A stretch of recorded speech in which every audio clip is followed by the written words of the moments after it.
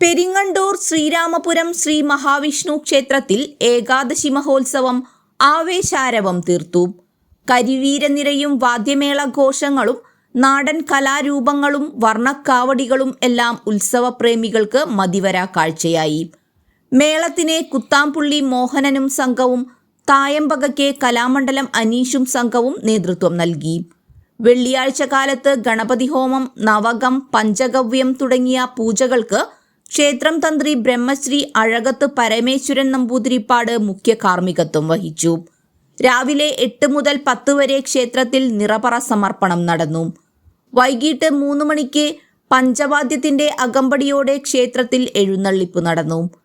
ആയയിൽ ഗൗരീനന്ദൻ, അമ്പാടി മാധവൻകുട്ടി, കുറുവാട്ടൂർ ഗണേഷ് തുടങ്ങിയ കൊമ്പന്മാർ എഴുന്നള്ളിപ്പിൽ അണിനിരന്നു. വൈകിട്ടോടെ വടക്കേക്കര, പടിഞ്ഞാറേക്കര, സാഫ്രൺ യുവജന സംഘം, കിഴക്കേക്കര തുടങ്ങിയ വിഭാഗങ്ങളും വിവിധ പരിപാടികളോടെ ക്ഷേത്രനടയിലേക്ക് എത്തി.